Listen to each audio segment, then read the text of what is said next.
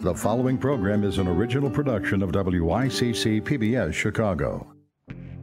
The race for Chicago mayor enters the home stretch. 4 challengers all hoping to unseat Rahm Emanuel. Which issues will matter most as voters head to the polls? And is all of that money spent by Mayor Emanuel paying off? The latest polls suggest the mayor is close to avoiding a runoff. And a larger-than-life honor in his home state for the nation's 16th president. These stories and much more tonight on In the Loop.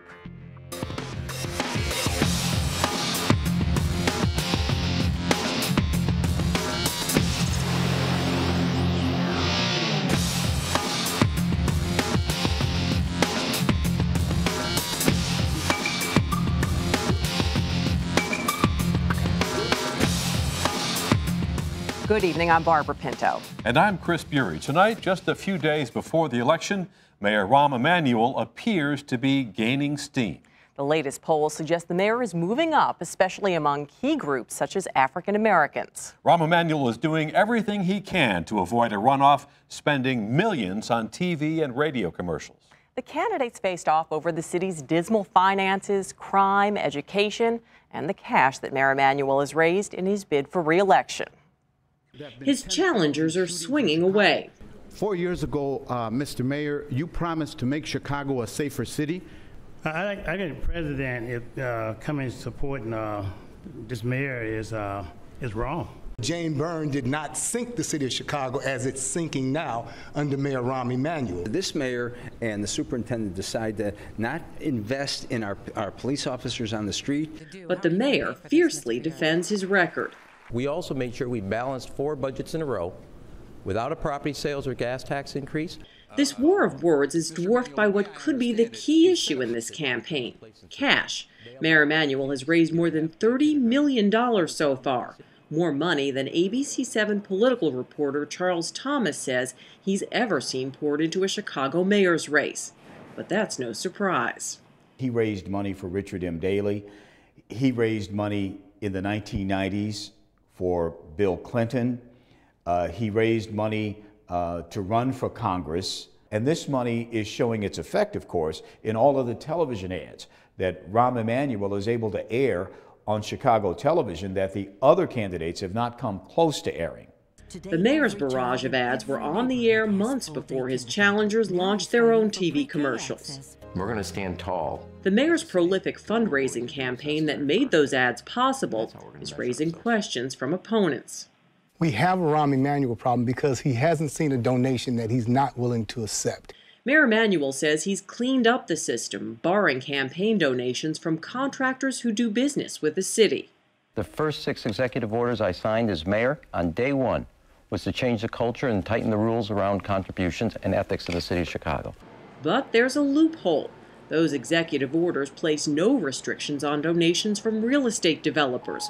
According to an extensive analysis by the Chicago Tribune, commercial real estate giants have contributed hundreds of thousands to Emanuel's campaign in exchange for zoning changes and faster permit approvals, including developers of this Michigan Avenue high-rise, this River North development, and a soon-to-come 88-story tower along East Wacker Drive. According to the Tribune analysis, 18 of Emanuel's top contributors have been appointed to the World Business Chicago Board, a group that meets behind closed doors to develop ways to improve Chicago's economic future. Vote for Rahm Emanuel on Tuesday, February 24th. Despite a little help from his former boss in the White House and those millions of campaign dollars, according to the latest poll numbers, Emanuel still finds himself shy of the 50% plus 1 vote needed to avoid a runoff. His competitors lag even further behind, and 18% of voters remain undecided just days before the election. I think it shows that he has some serious weaknesses if he can't get a majority. And I think that's going to reflect on him, not only here in Chicago, but also nationally. If there is a runoff, Emanuel's likely opponent would be Cook County Commissioner Jesus Chuy Garcia. I am, in fact, the neighborhood guy in this race who wants to bring change to City Hall. Garcia has painted a picture of 2 Chicagos, the gleaming skyscrapers and business district he says get most of Mayor Emanuel's attention, and the struggling neighborhoods that need help. His support for an elected school board instead of one appointed by the mayor won him the support of Rahm Emanuel's harshest critic. Chicago Teachers Union President Karen Lewis was forced to abandon her run for mayor after a cancer diagnosis. She is now rallying support for Chuy Garcia. To unseat Emanuel, he will need to rally Latino and African American voters.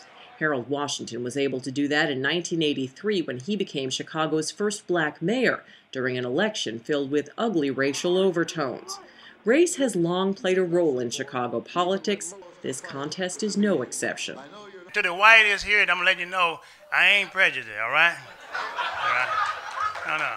Businessman and mayoral challenger Willie Wilson was criticized for his choice of words during a speech at the City Club of Chicago.